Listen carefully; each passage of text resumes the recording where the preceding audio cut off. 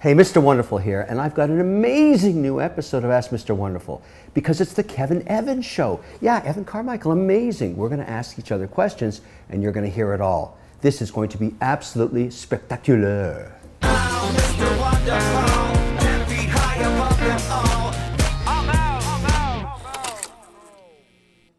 I think first it starts with you having a goal that you actually want to follow through on, right? I think a lot of people set goals that they don't actually care about. They set a goal because they see somebody else doing it and they think, oh, I want to do that, but you don't actually deeply want to do that thing. Or your parents want you to do it and you don't actually want to do that thing. I think it's really hard to have a big goal and stick to it if you don't have the passion for actually achieving that goal. And then the second part is just having a schedule for success. Like you can have a dream, but if it's not in your calendar, it's not happening. Yeah, that's a good point. I've made a lot of money in my investment career with women CEOs and entrepreneurs. More than half have come from successful women. And there was one in the wedding industry. She ran a very, very large online wedding registry business and taught me something that I now use today. It's very simple. She takes sticky notes, old tech, yellow sticky notes, and she writes the night before 3 things she's going to get done before she texts, emails, watches anything, or engages in anything or anybody. And she puts them on her mirror, so when she's putting her makeup on in the morning, they're sitting right there. And she does nothing until she's torn them up. 3 things. I do that every day now, every day. It's powerful, it's really powerful. You know what you haven't finished the evening of, and you simply put the 3 things down. I swear, it's so corny and so low tech, but it works. And it makes me so productive because I get those things done before anything else, and they really make my day productive. And it doesn't have to just be business. It could be some personal thing you got to get done, some medical thing, something else. It's just the things that really matter in your life towards achieving your goal. That's the new thing for me. That's the next business, Mr. Wonderful Sticky Notes. Yeah, Mr. Wonderful. Sell that. I have a business that's called McSquares, and it's actually magnetic sticky notes, and we're crowdfunding it right now on Start Engine. It's a Shark Tank deal, and the reason I did the deal was the sticky notes. But now he has little magnets. You just throw them on anywhere around the room. I just love it. And what, you write your goals on the magnet? Yeah, it's just with a felt pen, McSquares. It's just a fantastic idea. And there's big ones and small ones. And because everybody's working at home now, kids love them. You know, there's multiple colors. Yeah, they're not paper, but they're reusable, and that's another theme these days. But it's kind of that's why that was the crazy reason I invested in it. It ended up being a pretty good investment. It's reminding yourself in your goal setting that you need to establish a timetable, which goes to your reference of the schedule, right? I mean, where'd that schedule thing come from? I just think if you're not following through, you either don't want to do it or you're afraid to do it. You don't want to do it because you don't love it, you don't have the passion for it, or you're afraid to do it, and you allow other things into your calendar and schedule, and you live somebody else's version of your life. Well, how do you run your schedule? Do you have one where you're looking at what you've scheduled for the next day? After I go through the morning routine, I do different things on different days. So today is supposed to be my CEO day. Friday is my CEO day. And I think about what are the big picture things I need to do to grow my business, and also just stay in touch with the people who could make an impact on my business. So I'm here. If we're doing this here on a Friday, this works. Monday, I spend the whole day mentoring my team. Tuesday, I spend the whole day working on YouTube content. Wednesday, I pick a project that I want to work on. It's totally free to do whatever I want. So Wednesday's your white. Open, right? White and open. What do I want to do on Wednesday? Like, what do I want to focus on? And just the whole day. Because I think the switching tasks are too high. To switch between mentoring somebody to then writing a book, to then doing a YouTube video, it just, mentally, maybe it's just me, that the mental switching costs are too high versus the setup to make a YouTube video. To do 1 video, you might as well do 10. Because the lights are all set up and the camera's set up, and you know, we've done our hair. I've done my hair too. and you're in the flow, you're in the zone, like you're in content mode. which is a different energy than going to write a book. So I think being able to create your schedule around not just getting tasks done, yes, but around just your optimal energy zones allows you to be a lot more productive. Let's talk about writing books, because I've written 3 of these things now. This is hard work. This is not as easy as people think. I believe in the book business in that it's almost like a business card you hand somebody. It has your philosophy encapsulated in it. But the actual process of writing 11, 12 chapters I found very challenging. And each time it didn't get easier, it got harder. Because I wanted to make sure I wasn't going over the same ground again in the 3rd book that I was in the 1st. I think it forces you to organize your thoughts and get a flow to it. Because I remember the way I used to do it is I'd write it from 10 to midnight, right? Try and write a chapter in a night. And then I'd get really excited about it, and I'd drink a whole bottle of Burgundy when I was doing it. And I think, this is a great chapter. I'd get up in the morning and read it and say, this is shit. And that would happen over and over again. And finally, I needed to get someone to bounce the ideas off, and I started working with a ghostwriter, and I found that really helped me. I'd send it to her. She works out of Los Angeles, and she'd say, Kevin, this is garbage, or this is good, and why don't we go in this direction, that direction? But it made it a lot longer to do it, but the books kept getting better, and I could test them by how much more they sold. So I'm working on my 4th now. I'm hating every minute of it, but I think it's going to be my best. But I always say that about every book. How do you do yours? Well, and I like that mindset too, is that I think you always want the next one to be the best. One of my biggest fears earlier on was I don't want to be the aging rock star of being, in my 70s and still singing my songs from the 30s, right? It's like the next one is always the best. The next video, I want it to be the best, not, hey, go look at what I did, when I was 22. So that resonates with me. For me, these are nonfiction books. So to write a nonfiction book, I think that a lot of the practice comes through all the experience that you've built. I think it's a different process if you're doing fiction. You got to come up with narrative and storytelling and all that. But this book came when I was on tour last year, and I was hitting the city every 4 days and doing a speech in front of a group. And the questions that people asked me, I just kept like a note of what people kept asking me over and over again, and then it turned it into. And you got, thematically, you would get some very questions over and over again that people had, right? And you say that is a kernel. That's an important question because they keep getting it all the time. Is that the idea? Yeah, I was on tour and people kept asking me, how do I find my purpose? How do I find my purpose? How do I find my purpose? It's like the number one question in every city across America. I said, well, that's pretty easy. You don't have to sit on top of a mountain for 10 years or hire a $20,000 business coach. There's a 3-step process to find your purpose. And I just guided them through it. And then everyone's, hey, pick me, do it with me. It's like, okay, well, I'll turn it into a book. And that became Built to Serve. Sounds good. I got to read that book now. That sounds pretty good. I got to find my purpose. No question. That's great. I have been getting a lot of questions about wardrobe as an entrepreneur. East Coast tends to be a little more formal. Ties are involved, a suit. In the traditional days where we would go rolling around to VCs and pitch your ideas. West Coast, no tie. That was the original thing.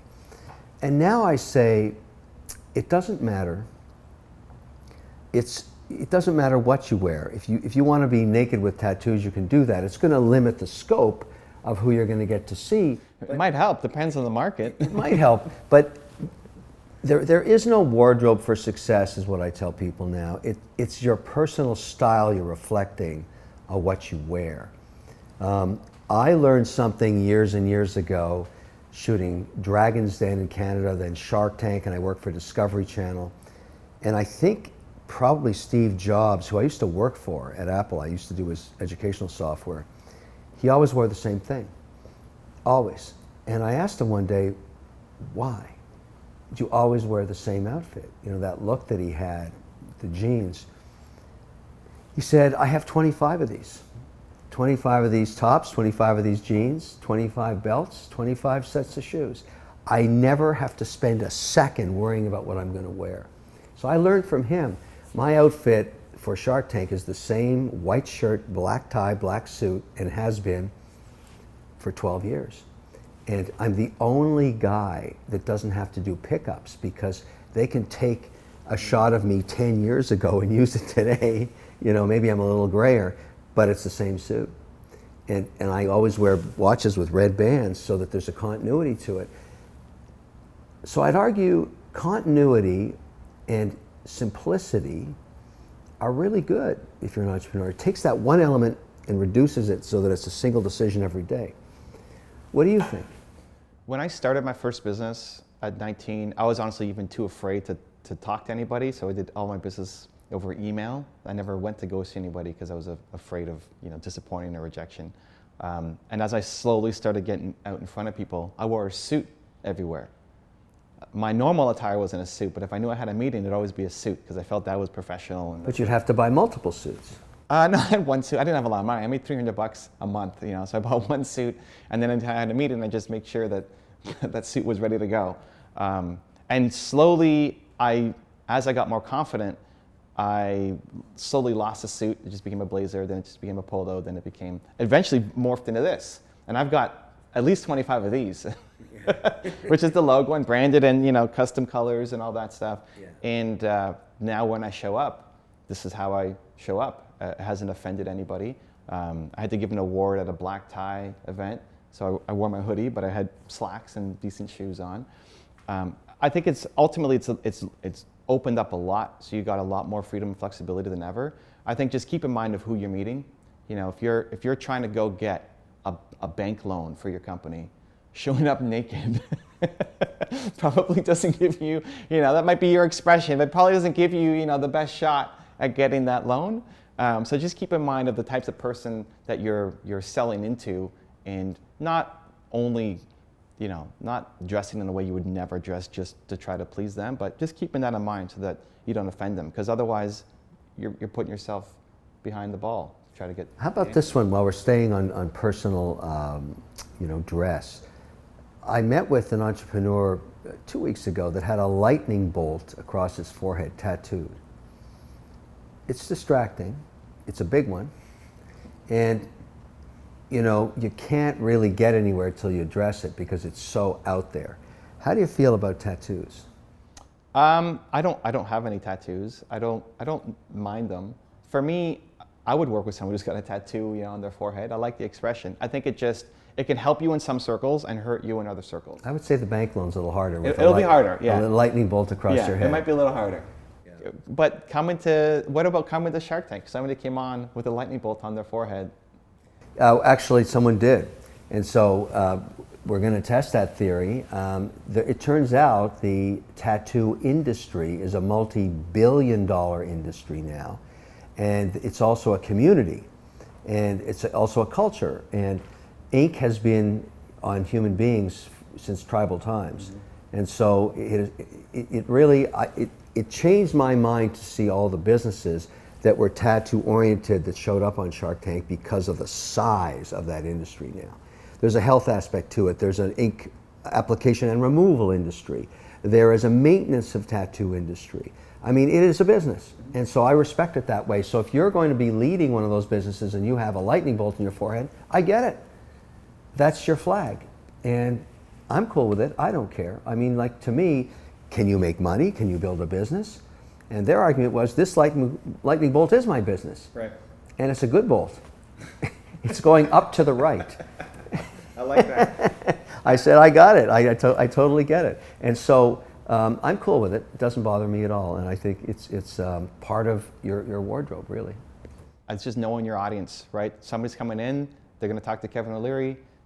You got to show them how to make money. If they can do that, you'll talk to them. Sure. I mean, that's why I'm there. I mean, I'm trying to invest in opportunities.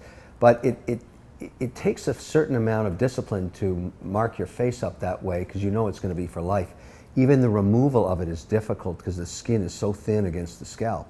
So it's sounds like you've done a lot of research here. Well, I learned a lot from this individual, and we talked a lot about it, and that this person was very knowledgeable about the industry and the new technologies coming into the tattoo artistry. There are inks that are more removable, for example, and colors that are more preferred that don't bleed as much, and all this stuff. Who knew? But what really nailed me was multi-billion-dollar. Evan, how do you stay motivated daily? You have to feel like when you wake up today, the work you're going to do matters, that it means something, that to the world, to somebody. To some people might have a big mission, You want to save the world. Some people might wake up and just want to feel a value to their family. They may not have some giant mission. They may not be an entrepreneur, but you care about the 25 closest people to you. You want to feel like when you wake up, today matters. It means something. I'm going to create something that's going to have an impact on something. So you could be a mother caring for a child, or you could be an entrepreneur with 100,000 employees.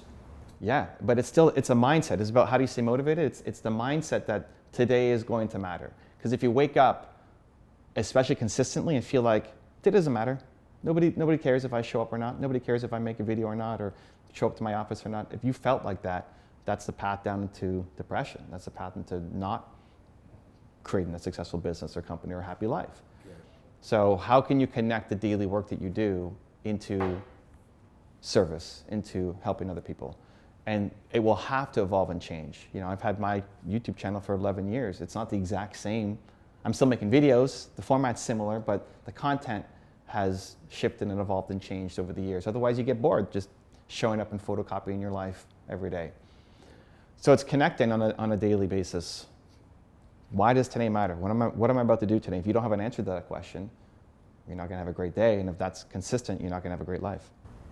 I agree with that. I would put a slight twist on it. I want to pursue the things that interest me, that, you know, I'm a bit of a yin and yanger. I like a little arts. I like to play music. I'm a photographer. I'm an editor. But I also like business, so I deal with my 50-plus portfolio companies daily. And I don't know the difference anymore between a weekday and a weekend. It's all blended together. And I think that's the new digital world. I try and, you know, have a routine. I like to get up early and work out, burn 500 calories on the bike or the Peloton or the elliptical, whatever it is. Routine matters, but I always try and do 2 artistic endeavors a day, like edit or, you know, go to my recording studio, record some music or something that has nothing to do with making money, to keep my mind in a balance. And the whole idea of being an entrepreneur, and I say that to anybody listening to this, is you're buying your freedom. You're working really hard to one day have financial freedom. It's not about the greed of money, it's about the greed of wanting to be free. And that's what I think. And so I do things that I really enjoy, and I, you know, look at my schedule each week with Nancy, who runs it, and I say, no, I don't want to do that, don't want to do that, don't want to do that. Let's do this, do this, do this. Why? Because I can. And I wish everybody gets to that place. There's nothing worse than feeling that you're enslaved and doing something you don't want to do. You're not in that situation, I'm not, and I wish everybody achieves in their life freedom. And now that may be that you have to provide some financial stability to your life, but you don't need to be uber wealthy to get it. It's just what is free to you. And I just don't think you should work for somebody your whole life. You should figure out how to work for yourself at some point. That's the whole theme of what we were talking about today. If you look at your calendar and you hate everything on there, you're not going to be motivated. No, if you look at your calendar, A, and it doesn't have any white space, and B, you hate everything you're doing, you're fucked. That's the definition of hell.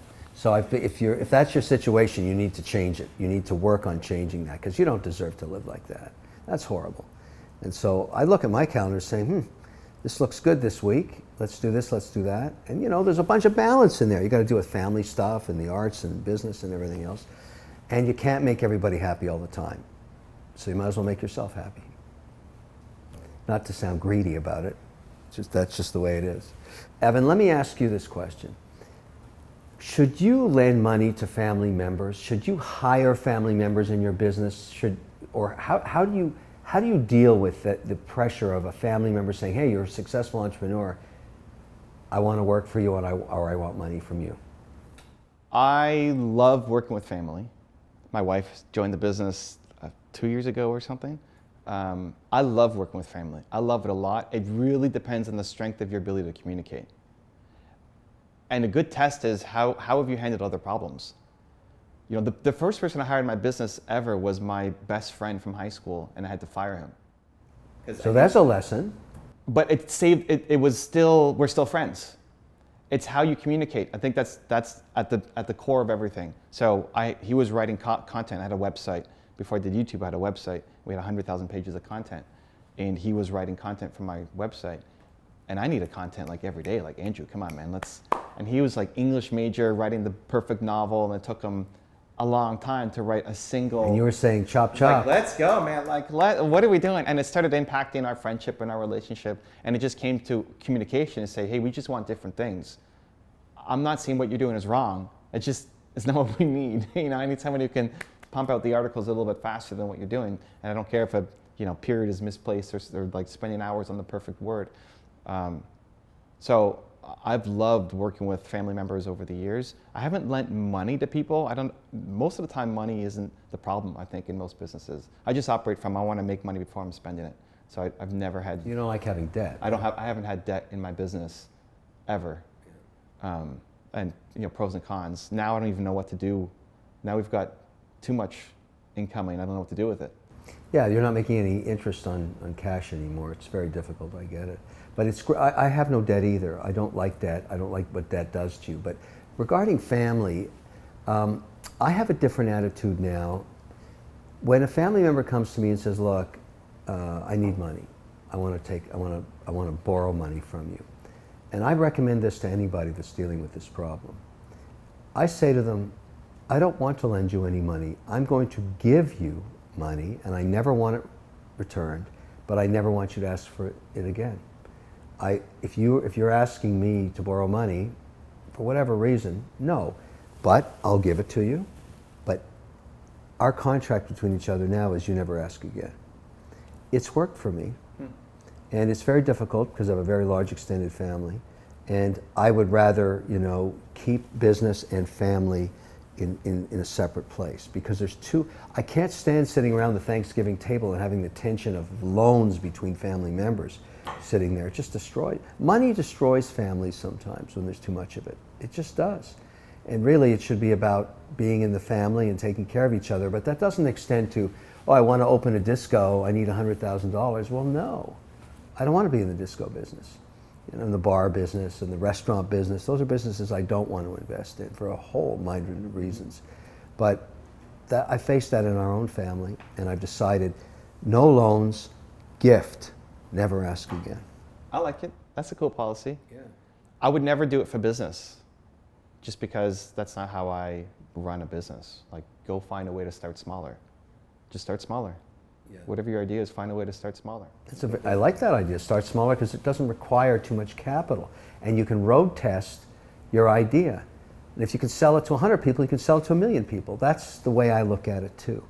But I can't stand companies that continually keep raising money and losing more and saying, don't worry, I'm the next Amazon. The chance of that happening is very low. If you can't be profitable after 36 months, you're probably going to fail. That's the way I look at it. So how about working with friends or family? I went through that high school story you said, and I did fire my high school buddy, and we are not the closest of friends anymore. Okay. Because it was a contentious. See, I don't like hiring friends. I'd rather say, look, we're in a business relationship here. I'd rather treat it that way. I want to keep my friends as friends.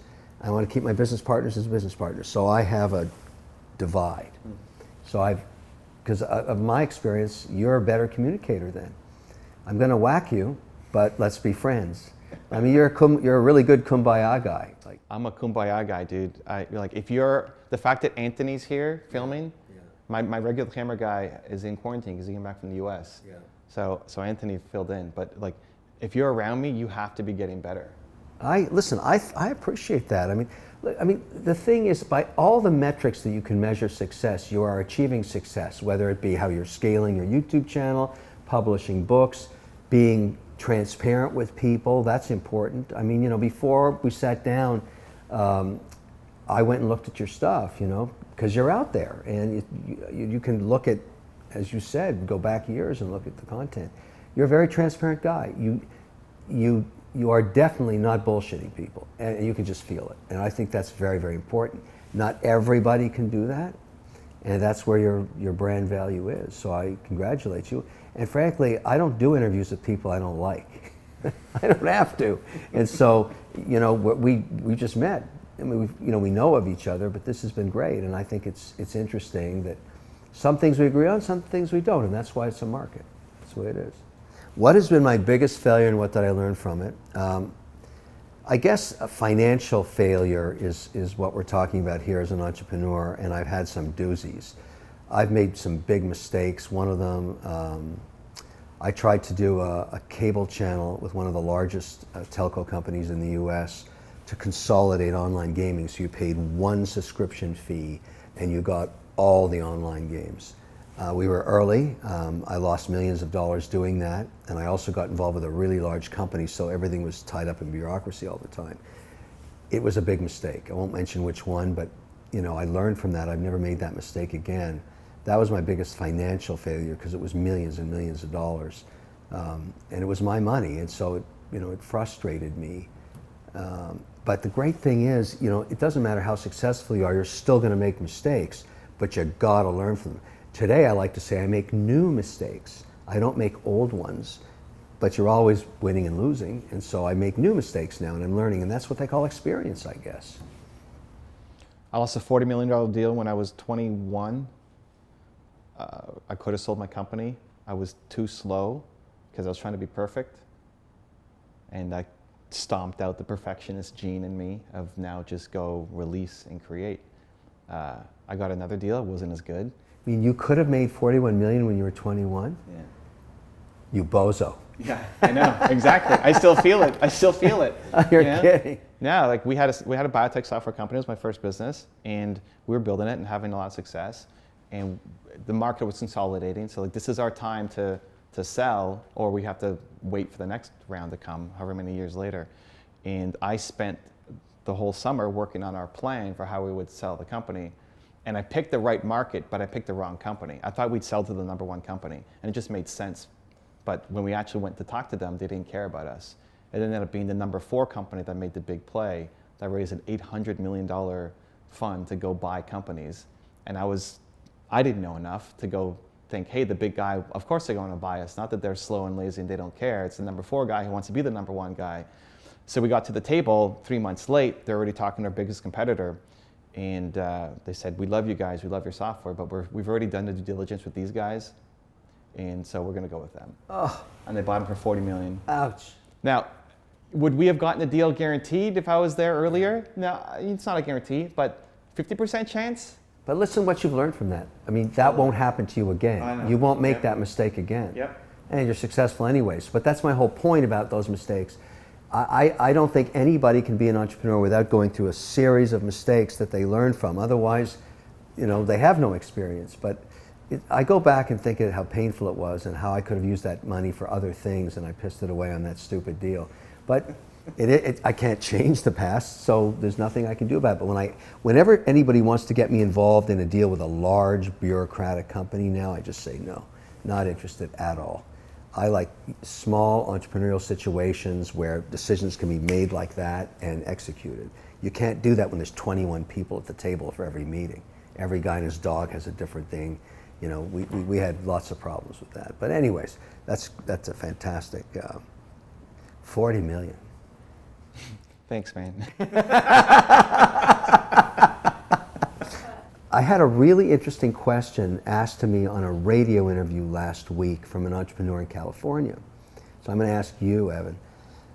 There's so many Zoom calls now in business because you can't do meetings, right? And she asked me, I have this really sophisticated series of backgrounds that are almost mood oriented. I can have the ocean, I can have the moon rising, I can have the sun setting, or I can just have my kitchen in my condo when I'm talking to potential VCs.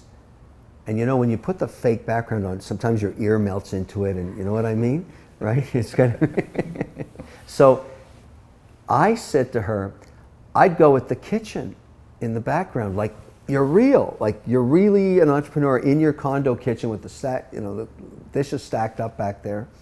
Go, verite, go honest. What do you think? I would almost always agree. And even this here, we're like, this is your office. It's not some place that we rented out to film this. This is actually Kevin's office that we're filming in. I see that as, are you making a decision out of strength or weakness? And most of the time it's weakness. It's fear. Making a decision out of fear, I don't think is the right play. Where I would say yes to is if it's expression. If it's, this is how, just like wearing this is my expression, is this how another opportunity to express yourself? Whether it's putting the lightning bolt on your forehead or switching up the background so that you're on, you know, Mars or something. But most people ask that question because they're afraid of how they're going to get judged. And it's just, it's going to show, you're going to be nervous. They're going to say, what is this person doing with this? So they're coming out of the wrong place, making that, they're trying to give a falsehood with the fake background, right? It's coming from a place of fear and weakness. So I don't think that's a smart play. I like embracing the kitchen better. If you're pitching VCs, show them your kitchen. Like, you're hustling, you're working hard. You don't have some lavish lifestyle. It's okay. Maybe the sink is broken, like, because everything you put is going into building your business. But it just shows you that kind of a question, which is very thoughtful, is because of what's happened in the world. It's a present day problem. Because you see, if you could do Zoom calls, you can tell right away who's got the fake background. It's always their heads melting into it, and there's nothing you can do with that. That's a contrast issue in the technology. Yeah. And it's also ridiculous to have, like, you know, waves crashing on the beach, like you're sitting on the beach. You're not sitting on the beach. And so it's sort of, it now is a hallmark, and people are talking about it. You know, it's. I think you just lean into it, though. Like, I think if you're trying to fool them, forget it. Like, there's no way you're going to fool them to think you're actually in a coffee shop or you're actually in whatever. Because you're right, your ear's going to melt into the background. You're not fooling them. But can it be expression? Like, if you had your favorite guitar up on the wall, or Jimi Hendrix, or, you know, whoever your I like that. You know, it's sort of, I have done things like that, or taken one of my own photographs and stuck it in the background for a point of conversation. Yeah. But I probably do 6 to 7 Zooms a day now with my own team and many, many other teams. And Zoom is not going away. I think it's going to reduce business travel by 15% after the pandemic's over. Because why do I want to go to San Diego if I don't have to? And spend 2 days getting there and coming back? Why not just do the call, get the business done? Even though it's not as efficient, it still gets 90% of the work done, which is great. We did a Zoom call with our team, and Nina and I obviously live together, we're married, and she put her background as the San Francisco Bridge, just for fun. And there was a moment where she kind of became a floating head in the bay. It's just, she's not trying to fool anybody that she's actually in San Francisco. Yeah. And it's just expression, it's fun. She's the head in the bay. Yeah, exactly. It adds to it. So I think if you approach it from that, like, how can I use it to have more fun with my team? To express myself better with my team by switching up the background or by wearing something different, right? Versus, I'm going to pull one over on these guys and make them feel like I'm in a fancy Well, there's another piece of Zoom etiquette while we're talking about video conferencing, and I've learned, stick to the time allocated. In other words, if you say it's going to be a 15-minute call, it's a 15-minute call. If it's 30, it's 30. Very few are longer than that. But there's been a problem of time bleed, and it just eats up time. It's inefficient. So what I like to do now in my Zoom calls, I say, okay, we're starting this at 3. It's going to be over at 3:20. Does everybody agree? If you have agenda items, be cognizant of the time. And, you know, put up your hand and say, I have this thing to talk about because it's 3:15 and we've got 5 more minutes. Everybody will be cool with it. Average Zoom call is generally 6 to 9 people. So you really want to make sure everybody gets their agenda item done. I found that to be very efficient. At the beginning, say, okay, here's the timeline. Everybody, you know, what I'll often do if I'm chairing the call, say, hey, 5 minutes is up. We've just done 5. Now we're at the 10-minute mark. Now we're at the 15-minute mark. Keeps everybody cognizant of that very valuable commodity called time. But do you think it's a Zoom issue? Like, if you had 9 people around a boardroom table, you think those meetings are going super No, they're not. But the thing is, the trouble with Zoom is, because it bleeds, your day is being pushed inefficiently. In other words, you're not showing up on the next call on time. Mine are racked and stacked. And so I've got to leave one meeting, start another one. It's a very big insult to show up 5 minutes late. Sure. Yeah. So that it's a Zoom etiquette. I say Zoom, but there's multiple platforms. But most people are using Zoom right now because of ease of use. And so at the end of the day, that etiquette is something that's being built into our culture. So I'm giving advice to my own entrepreneurs. Guys, you start a meeting at 3 and it's supposed to be over at 3:20. It's got to be over at 3:20 because I'm going to use something else right after that. Yeah. I think that's just good business etiquette. I agree. You have a boardroom meeting. But it's sort of, the world has gone digital that way, and I think time it's your most valuable asset. No question. And a great way to end it. I've really enjoyed our time today. It's great. You're a good guy. Thank you. I'm going to endorse you. That's fantastic. Listen, it was really terrific, and I think it's going to be great. I know my followers are going to hear from this, so that's wonderful. Thank you for your time. Cool. No, I'm glad we And can make it work. And welcome to the office. For as long as Like it lasts. like everybody else in the pandemic, I don't think I've been here for 6 months. Yeah. It's really weird to come back here, and my staff too. I mean, they're here saying, "Whoa, remember this place?" And just think about how challenging it's going to be for commercial real estate when this is all over. So many of us have realized we don't need to work in an office anymore. Yeah. And not just need, a lot of people don't want to go back to it. They don't want to. You're right. Yeah. They're willing to live a different way. Anyways, thanks for your time today. Yeah.